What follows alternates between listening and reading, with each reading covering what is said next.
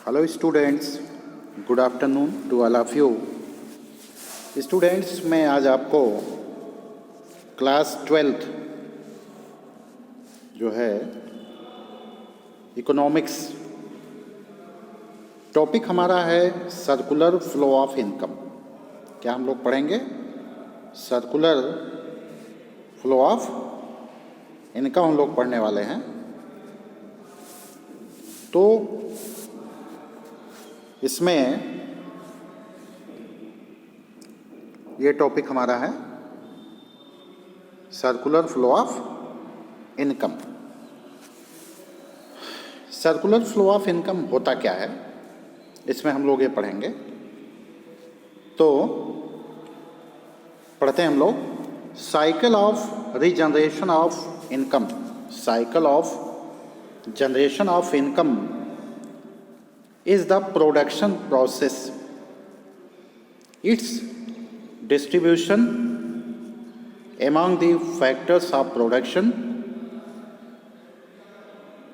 and finally its circulation from household to firms in the form of its consumption, expenditure and goods and services produced by them. Students, इसका ये मतलब हुआ कि जैसे cycle of generation of income, जैसे किसी भी चीज़ का, जैसे कोई फर्म है तो फर्म में क्या होता है? प्रोडक्शन होता है।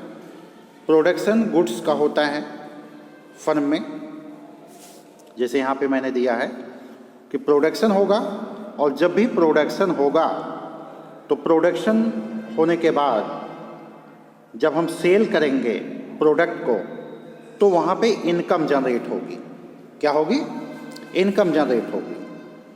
और इनकम जनरेट जो होगी तो उस इनकम को हम डिस्ट्रीब्यूट करेंगे।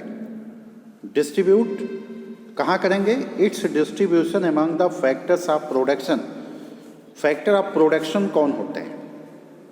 किसको फैक्टर्स ऑफ प्रोडक्शन कहा जाता है? तो फैक्टर्स ऑफ प्रोडक्शन में आता है लैंड, लेबर, या हम कह सकते हैं rent, wages and interest, profit. क्या आता है? रेंट, वेजेस, इंटरेस्ट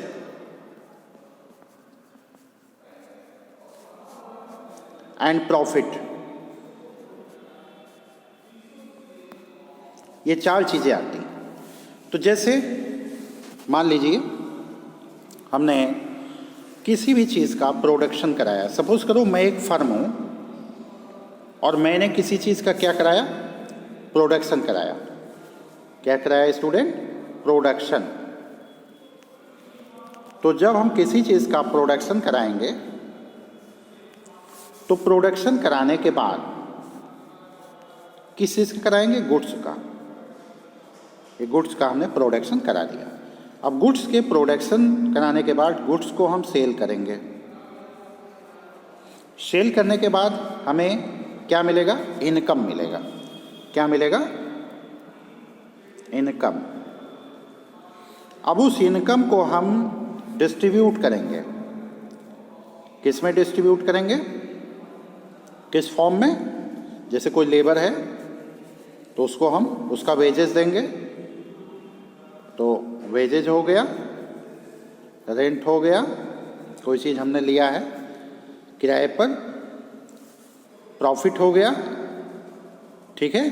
तो इन चीज़ों को हम हाउस होल्ड्स को क्या करेंगे? डिस्ट्रीब्यूट कर देंगे। तो जब उन लोगों को हम डिस्ट्रीब्यूट करेंगे तो ये पैसा उनके पास जाएगा। तो फिर वो क्या करेंगे? उसी पैसे, वो पैसा अपने पास तो रखेंगे नहीं, ऐसा तो है नहीं कि पैसा वो रखे रहेंगे जो है, तो उसी पैसे से वो गुड्स को परचेज करेंगे। हम गुड्स को सेल करेंगे और गुड्स को क्या करेंगे? परचेज करेंगे। जब गुड्स परचेज करेंगे तो परचेज करने के बाद फिर वो पैसा कहाँ चला जाएगा स्टूडेंट्स? सीधे वो पैसा मार्केट से होता हुआ सीधे फिर किसके पास आ जाएगा? फर्म के पास वो पैसा आ जाएगा। ठीक है, अभी नहीं समझ में आया होगा, इसको हम लोग फिर से समझते हैं। सपोज करिए स्टूडेंट्स कि यहाँ पे ए ये कोई फर्म है। क्या है ये? फर्म है। इस फर्म में गुड्स का प्रोडक्शन हो रहा है। गुड्स के प्रोडक्शन होने के बाद जब वो सेल किया जाएगा तो उससे क्या आएगी? इनकम आएगी। इस इनकम को हम डिस्ट्रीब्यूट करेंगे। इनकम को हम डिस्ट्रीब्यूट करेंगे लोगों में। जैसे रेंट के रूप में हम देंगे, जो है वेजेस के रूप में देंगे लोगों को, है ना।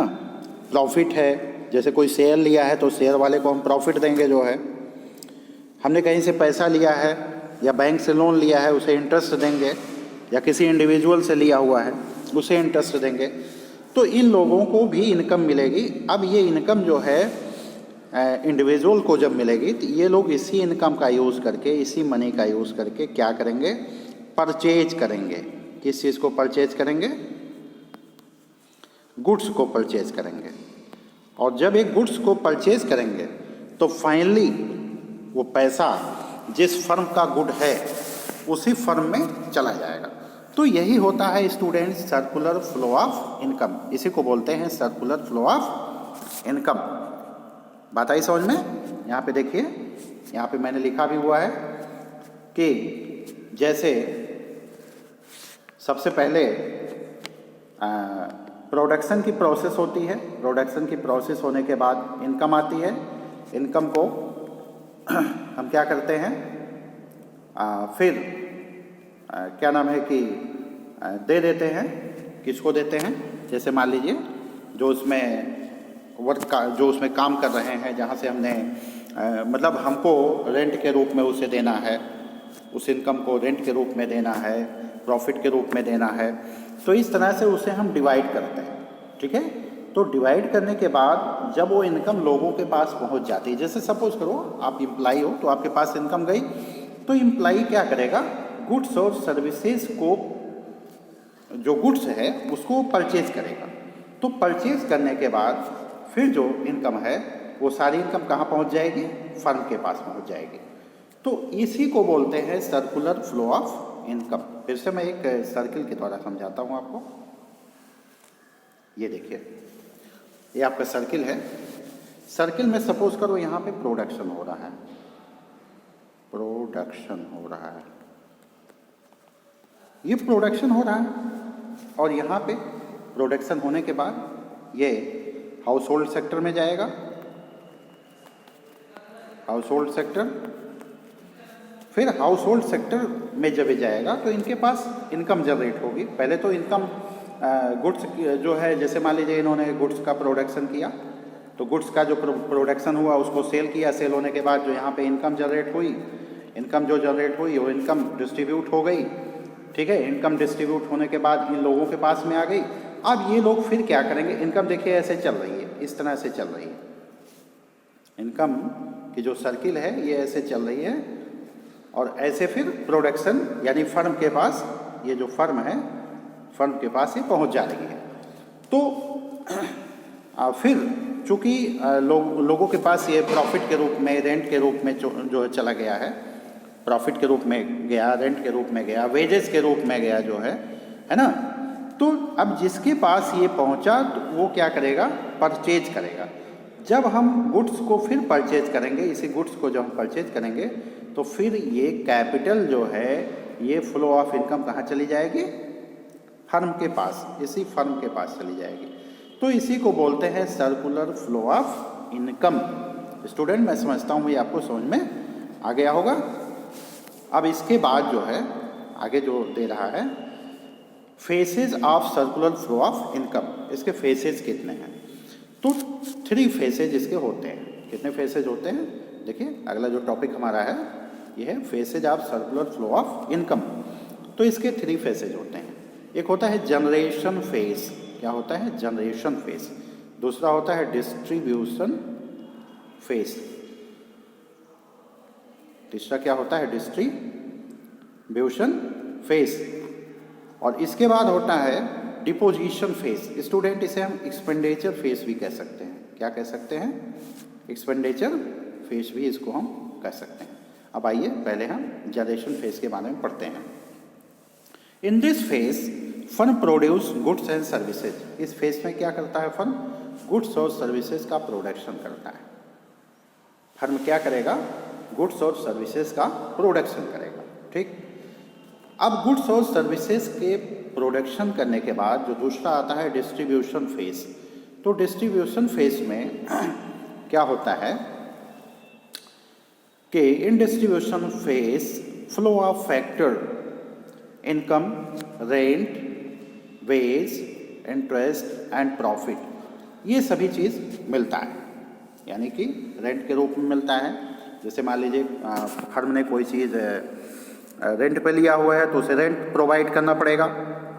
लेबर है तो वेज, अगर लेबर हैं तो वेज प्रोवाइड करना पड़ेगा, वेजेस। इंटरेस्ट, अगर कहीं से लोनिंग किया हुआ है, अगर कहीं से लोन है तो इंटरेस्ट। और प्रॉफिट, जैसे कोई शेयर होल्डर है तो शेयर होल्डर्स को प्रॉफिट डिस्ट्रीब्यूट किया जाता है।